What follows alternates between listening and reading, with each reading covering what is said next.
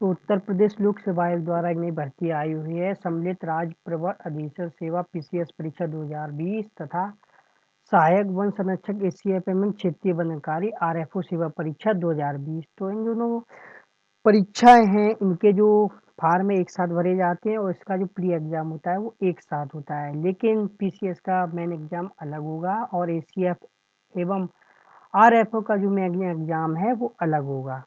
तो इसकी जो प्रारंभ तिथि है वो आपकी 21 अप्रैल 2020 है। ऑनलाइन आवेदन शुल्क जमा करने की अंतिम तिथि आपकी 18 मई 2020 है और ऑनलाइन आवेदन की फाइनल सबमिट करने की अंतिम तिथि आपकी 21 मई 2020 है। तो अब बात करते हैं फीस की। तो इस एग्ज़ाम की जो फीस है वो जनरल ईडब्ल्यूएस और ओबीसी के जो कैंडिडेट है उसके लिए 125 रुपये और एससी और एसटी के कैंडिडेट हैं उनके लिए 65 रुपये फीस निर्धारित है। तो वैकेंसी की बात करते हैं तो इस समय 200 वैकेंसी की जो है सूचना प्राप्त हुई है। ये वैकेंसी भविष्य में घट भी सकती है, बढ़ भी सकती है। फिलहाल अभी 200 वैकेंसी की सूचना है।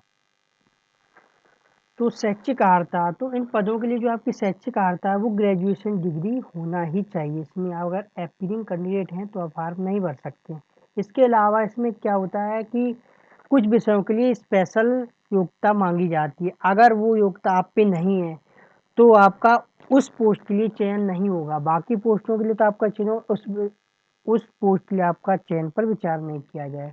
तो ये लिस्ट है, ये सिर्फ उसी की विशेष पोस्टों की लिस्ट है। तो कुछ कैंडिडेट ये कहते हैं कि हमारा इस लिस्ट में हमारी योग्यता नहीं तो हम फॉर्म नहीं भर सकते। तो आपका चयन इस पद में जो योग्यता है, अगर उसी से पद में आपका चयन नहीं होगा, बाकी सब पदों के लिए आपका चयन होगा। तो इसके लिए जो योग्यता है तो उप निबंधक सहायक से अभियोजन अधिकारी परिवहन के लिए विधि स्नातक, जिला बेसिक शिक्षा अधिकारी, सह जिला विद्यालय निरीक्षक एवं अनुसमकक्षीय प्रशासनिक पद, जिला प्रशासनिक अधिकारी के लिए पीजी, जिला लेखा परीक्षा अधिकारी वित्त लेखा परीक्षा अनुभाग के लिए वाणिज्य स्नातक यानी बीकॉम, सहायक नियंत्रक विधि मापक विज्ञान श्रेणी फर्स्ट और सेकंड के लिए एक विषय के रूप में भौतिकी या यांत्रिक अभियंत्रण सहित बीएससी, सहायक समायुक्त के लिए वाणिज्य विधि या एक विषय के रूप में अर्थशास्त्र या समाजशास्त्र के साथ कला में स्नातक, जिला कार्यक्रम अधिकारी के लिए समाजशास्त्र या समाज विज्ञान या गृह विज्ञान या समाज कार्य में ग्रेजुएशन, वरिष्ठ प्रवक्ता जिला शिक्षा एवं प्रशिक्षण संस्थान के लिए आपके पास पीजी के साथ बीएड होना चाहिए। जिला प्रोविजनल अधिकारी के लिए आपको मनोविज्ञान या समाजशास्त्र या सामाजिक कार्य में स्नातकोत्तर उपाधि या उसके समकक्ष कोई अर्हता या सामाजिक कार्य की किसी मान्यता प्राप्त संस्था से सामाजिक कार्य की किसी शाखा में पीजी डिप्लोमा। बाल विकास परियोजना अधिकारी के लिए समाजशास्त्र या समाज कार्य या गृह विज्ञान में स्नातक उपाधि या सरकार द्वारा उसके समकक्ष मान्यता प्राप्त कोई अर्हता। अभिहित अधिकारी खास स्वच्छता अधिकारी के लिए भारत में विधि द्वारा स्थापित किसी विश्वविद्यालय से रसायन विज्ञान में स्नातकोत्तर की उपाधि या सरकार द्वारा मान्यता प्राप्त उसके समकक्ष कोई अर्हता हो या दो।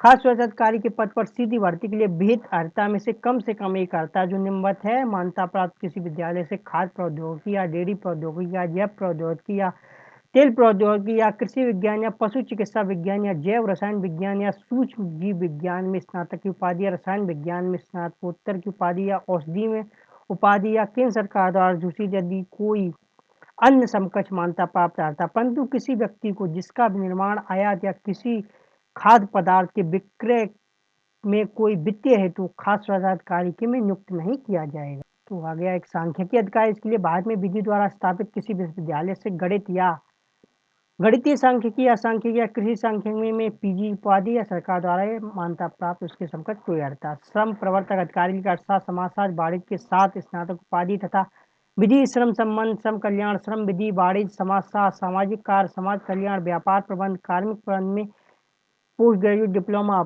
अथवा पीजी।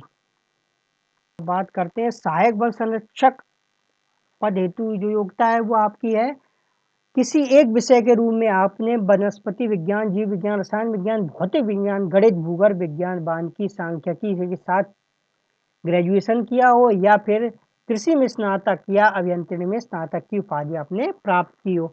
और क्षेत्रीय वन अधिकारी के लिए आपका गणित, भौतिकी, रसायन विज्ञान, वनस्पति विज्ञान, जंतु विज्ञान, वानिकी, भूगर्भ विज्ञान, कृषि, सांख्यिकी, उद्यान विज्ञान और पर्यावरण में से जो लिस्ट है इनमें से किसी दो विषयों के साथ ग्रेजुएशन हुआ हो या फिर आप कृषि या अभियंत्रण या पशु चिकित्सा विज्ञान में ग्रेजुएट हों।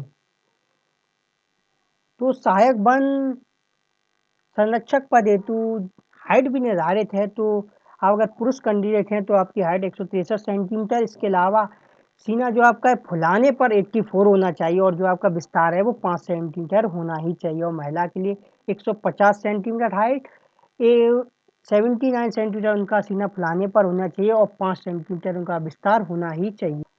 इसी तरह क्षेत्रीय वन अधिकारी पद हेतु भी हाइट निर्धारित है। तो पुरुष कैंडिडेट अगर आप हैं तो 163 सेंटीमीटर आपकी हाइट होनी चाहिए, सीना 84 आपका फुलाने के पश्चात होना चाहिए और 5 सेंटीमीटर आपका विस्तार होना चाहिए। और महिला कैंडिडेट हैं तो आपका 150 सेंटीमीटर हाइट होनी चाहिए, 79 सेंटीमीटर आपका सीना फुलाने पर होना चाहिए, उसमें 5 सेंटीमीटर का विस्तार होना ही चाहिए। तो अब बात करते हैं एज की। तो कैंडिडेट की जो एज है 1 जुलाई 2020 को 21 साल पूरी होनी चाहिए और 40 साल से अधिक नहीं होनी चाहिए। मतलब उसका जन्म 2 जुलाई 1980 से पहले का नहीं होना चाहिए और 1 जुलाई 1999 के बाद का नहीं होना चाहिए।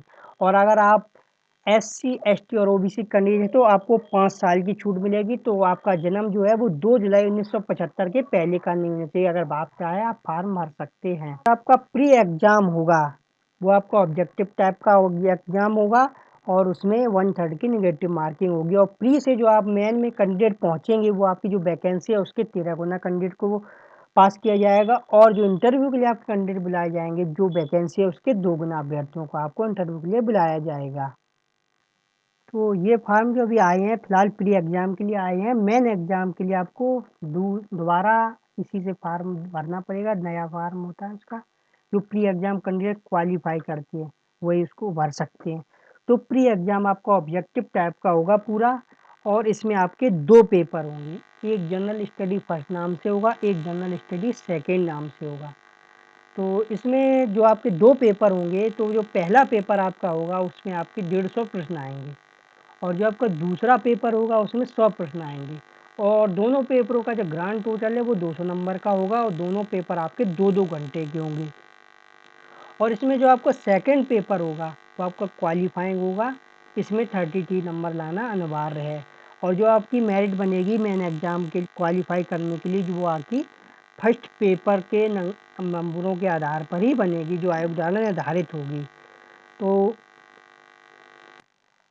और जो आपका प्री एग्ज़ाम है इसमें 1/3 की आपकी नेगेटिव मार्किंग होगी और जो प्री एग्ज़ाम आपका है वो पीसीएस और आपका एसीएफ और आरएफ को का है वो कॉमन होगा और जो मेन एग्ज़ाम है वो पीसीएस का अलग होता है और एसीएफ और आरएफओ का अलग होगा।